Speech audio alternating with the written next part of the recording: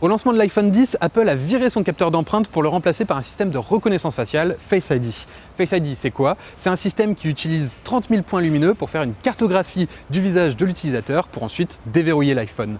À ce moment-là, un analyste a dit qu'Apple avait 2 ans et demi d'avance sur sa concurrence. Et effectivement, 2 ans après, on commence à peine à voir un petit peu d'innovation à ce niveau-là.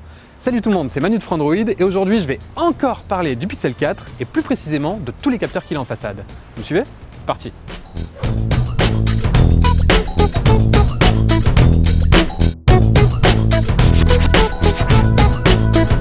La reconnaissance faciale est aujourd'hui monnaie courante sur nos smartphones, mais elle souffre quand même de certains problèmes, notamment au niveau de la sécurité pour tous les smartphones qui utilisent uniquement l'appareil photo en façade pour pouvoir reconnaître le visage, et même sur les smartphones les plus évolués, on a des problèmes au niveau de la latence, de la reconnaissance du visage dans les environnements un petit peu sombres, ou alors lorsque le téléphone est penché. Et c'est pas très étonnant puisqu'en fait depuis l'iPhone X, la technologie n'a pas évolué. Jusqu'à aujourd'hui, puisque Google vient de présenter les capteurs qui intègrent son Pixel 4 et le moins qu'on puisse dire, c'est que tous ces capteurs justifient l'énorme bordure. Comme la quasi-totalité des smartphones, le Pixel 4 est équipé d'une caméra frontale, d'un capteur de luminosité ambiante et d'un capteur de proximité. Jusque-là, tout va bien.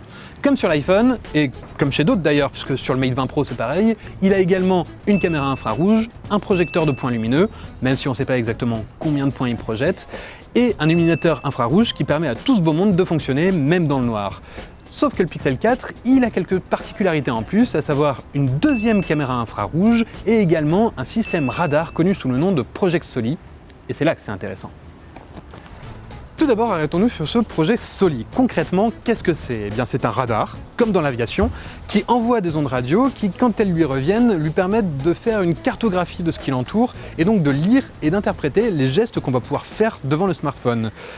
Mais Google, en fait, a donné des cas d'usage assez limités, comme par exemple changer de chanson en passant sa main devant son téléphone, pouvoir raccrocher un appel ou alors reporter un réveil.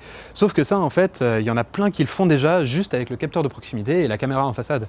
Ce qui est frustrant, c'est que sur le papier, le Project Soli est capable de détecter des micro-mouvements qui sont bien plus précis qu'un simple passage de la main. Avant cette présentation, on parlait d'effectuer des réglages d'un simple pincement de doigt ou alors de pouvoir comprendre un environnement jusqu'à pouvoir compter le nombre de cartes qui sont dans un paquet. C'est du coup un petit peu décevant de voir le côté fonctionnel qui a été utilisé par Google sur le Project Soli, mais la firme a promis que d'autres fonctionnalités arriveraient par la suite. Et ça, c'est sans compter la reconnaissance faciale. Avec une caméra normale, 2 caméras infrarouges, un projecteur de points et un détecteur radar, la reconnaissance faciale du Pixel 4 devient la plus évoluée du marché et promet déjà d'être bien plus efficace que tout ce qui se fait actuellement. On devrait y gagner en efficacité et en sécurité, notamment grâce aux 2 caméras infrarouges qui sont capables de créer une cartographie précise du visage et vous reconnaître vous et seulement vous, contrairement aux iPhones qui ont pu reconnaître le frangin, le fils, toute la famille, etc. Et on devrait également y gagner en rapidité, puisque le capteur Soli va reconnaître que l'on approche la main du téléphone, activer tous les capteurs dédiés à la reconnaissance faciale pour que en fait la reconnaissance faciale s'active avant même que le téléphone soit en face du visage. Et quand le téléphone arrive, le téléphone est déjà déverrouillé.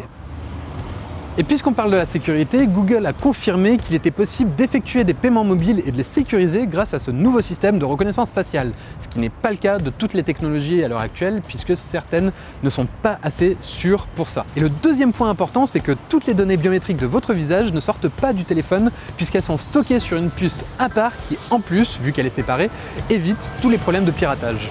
Une autre chose qui est sûre, c'est que ça nous fait extrêmement plaisir à chaque fois que vous mettez un petit pouce bleu ou un commentaire sur nos vidéos. Donc n'hésitez pas à vous abonner, à activer la cloche et moi je vous dis à très bientôt sur Frandroid. Qui envoie des ondes radio qui, quand elles